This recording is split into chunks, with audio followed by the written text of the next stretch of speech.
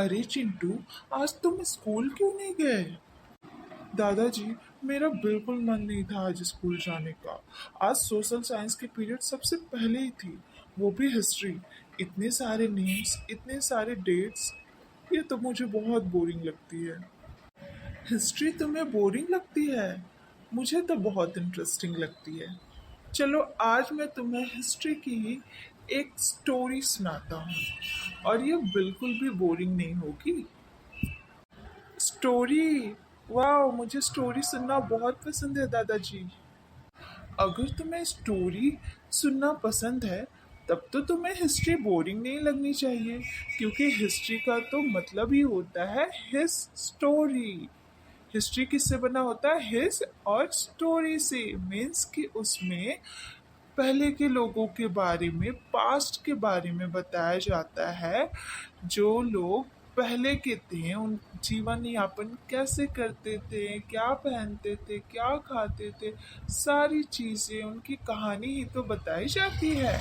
चलो, बैठ के सुनते हैं ये कहानी। तो ये स्टोरी है अर्ली मैन की। अर्ली मैन को आदि मानव कहा जाता है हिंदी में। तो अर्ली मैन जो थे वो 8,000 साल पहले आए, उनका जन्म हुआ। उन्हें ही पहली बोला जाता है कि वो ही पहले मानव थे जो जो रिवर के किनारे रहते थे। और वो पहली रिवर किसे कहा जाता है? नर्मदा नदी को वो पहली रिवर कहा जाता है। तो जो अर्ली मैन थे वो पानी कहाँ से लेते थे? रिवर से। और ये भी कहा जाता है कि वो कपड़े किससे पहनते थे? जो कपड़े पहनते थे वो एनिमल के स्किन से पहनते थे, यानी कि जानवर की जो खाल होती थी ना, उसके कपड़े वो पहनते थे। और जैसे हम फूड खाते हैं, तो वो कैसे फूड खाते होंगे, आपको पता है? उम्म, दादाजी, वो भी हमारी तरह दाल चावल रोटी या फिर सैंडविच या फिर पिज्जा ये सब खाते होंगे? नहीं नहीं, वो ये सब नहीं खाते थे। उस टाइम ये सब था ही नहीं ना बेटा। उन्हें थोड़ी ना पता था कि ये सारी चीजें कैसे बनती हैं। उस टाइम तो आग भी जलाना उन्हें नहीं पता था। तो उन्होंने ये सब सीखा, प्राकृतिक से सीखा। ठीक है। कहते हैं कि पहले जब लकड़ियां एक दूसरे से आंधी तूफान आते थे तो वो टकराती थी, और टकराती थी तो उससे चिंगारी उत्पन्न होती थी। और तभी उन्हें आइडिया आया कि आग कैसे बनती है। तो मैं बात कर रहा था उनके फूड का। वो कौन सा फूड खाते थे? उस टाइम वो हंटर्स एंड गैथर्स कहलाते थे, क्योंकि वो हंटरिंग करते थे, यानी कि शिकार करते थे और उसे इकट्ठा करके खाते थे। अच्छा दादाजी, मीन्स कि वो नॉन वेजिटेरियन थे? हाँ बेटा, क्योंकि उस टाइम कोई भी ऐसी टेक्नोलॉजी नहीं थी ना जो अभी आ गई है। इंटरनेट, स्मार्टफोन, गूगल, यूट्यूब, आप वहाँ से देख के सारे आइडिया ले सकते हो, क्या करना है, क्रिएटिव थिंकिंग हो गई है। बट उस टाइम कोई भी हिंट नहीं था उनके पास, कुछ भी नहीं था। तो वो स्टार्टिंग में हंटिंग करके ही अपना फूड गैदर करके खाते थे। बट कुछ सालों बाद, लगभग 4,700 ईयर्स पहले क्या हुआ कि एग्रीकल्चर की शुरुआत हुई। यानी कि एग्रीकल्चर मतलब क्या होता है दादाजी? एग्रीकल्चर, एग्रीकल्चर का मतलब खेती होती है। खेती जो किसान करते हैं, किसानों का काम। यस बेटा, वेरी गुड। तो 4,700 ईयर पहले फिर फर्स्ट टाइम एग्रीकल्चर की शुरुआत हुई। और उस टाइम ये एग्रीकल्चर की शुरुआत, उस टाइम तो इंडिया पाकिस्तान सब एक ही था ना। तो उस टाइम पाकिस्तान की साइड जो एरिया था, उधर इसकी शुरुआत हुई। और इंडिया में first time agriculture 2500 years ago हुआ। उसमें भी उसमें भी कौन कौन से फसल उगाए जाते थे आपको पता है? कोई आइडिया? कुछ तो बोलो, कुछ तो पता होगा। क्या लगता है कौन सी फसल उगाई जाती होगी? मे बी राइस और मे बी पल्स और वीट। हाँ बेटा, वीट एंड बार्ले। वीट और बार्ले, वीट यानी कि गेहूं और बार्ले मीन्स बाजरा। ये दोनों फसलें सबसे पहले उगाई गई। और खेती के लिए क्या सबसे इम्पोर्टेंट होता है बताओ, गेस करो।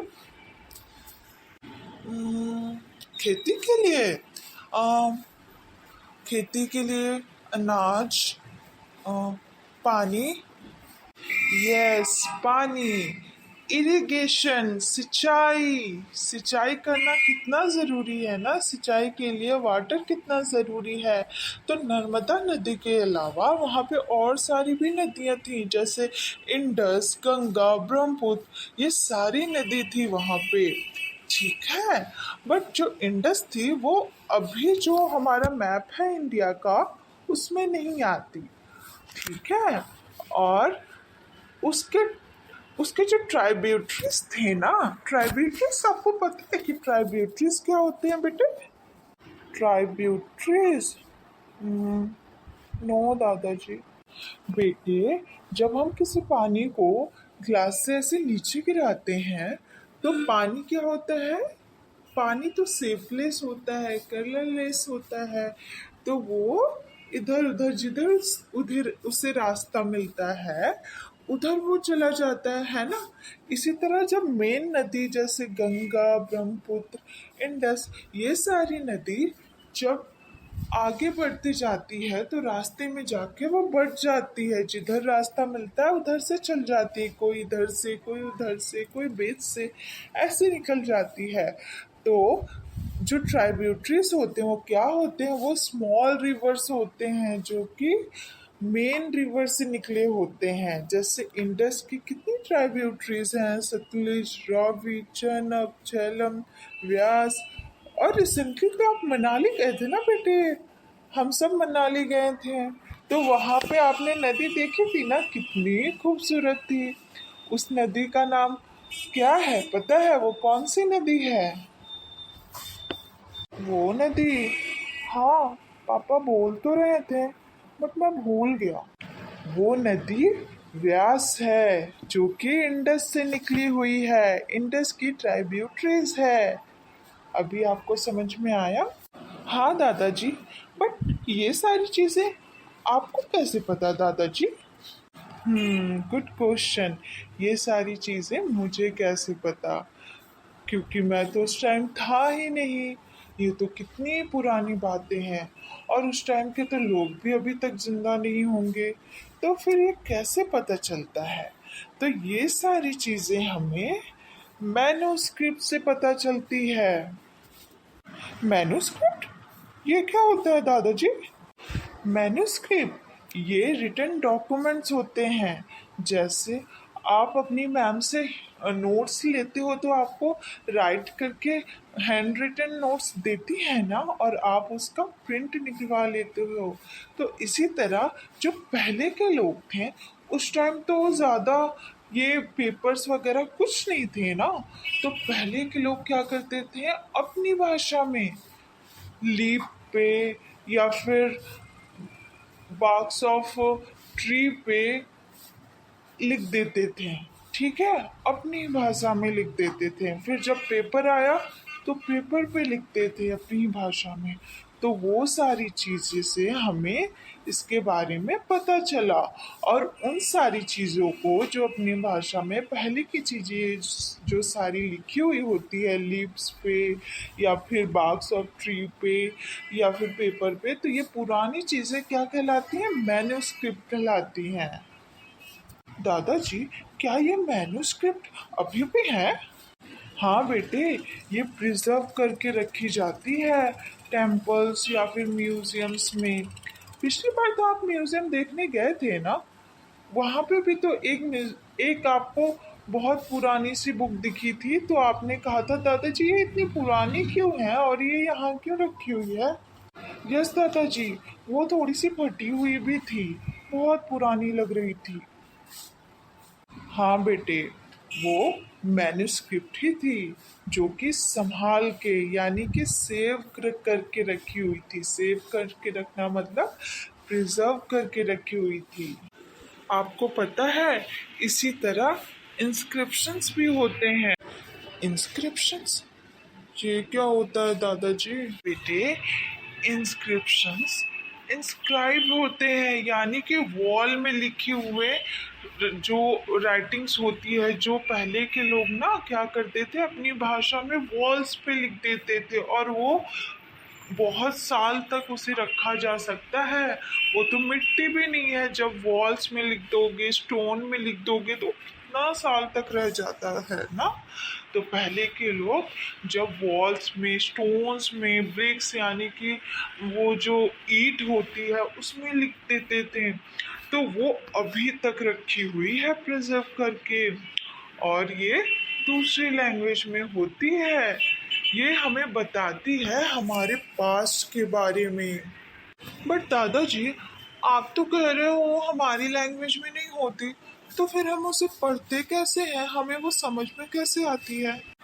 बेटे, इससे डिकोड करने के लिए हमारे पास स्पेशलिस्ट भी तो हैं जो इसे डिकोड करते हैं, जो पास की चीज़ें जो होती हैं उसकी स्टडी करते हैं, उसे पढ़ते हैं कि उसका मतलब क्या है। उसे हम आर्कियोलॉजिस्ट बोलते हैं। जो आर्कियोलॉजिस्ट होते हैं वो डिगिंग करके यानी खुदाई करके पुरानी चीज़ों को ढूंढते हैं, पुरानी चीज़ें, पुराने ऑब्जेक्ट्स, और उनको डिकोड करते हैं। जैसे मैन्युस्क्रिप्ट हो गया, इंस्क्रिप्शंस हो गया, ये उसे डिकोड करते हैं। और पहले ना जब वो डिगिंग करते थे तो उन्हें बहुत सारे बोन्स भी मिलते थे, फिश के बोन, एनिमल्स के बोन।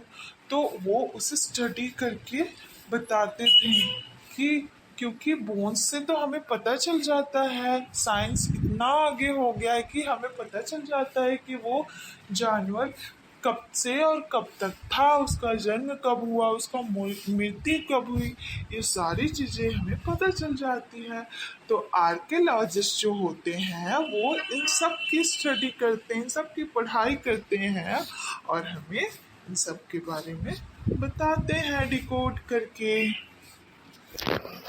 अरे वाह दादाजी, आपको तो कितना कुछ पता है, आज मैंने कितना कुछ सीख लिया।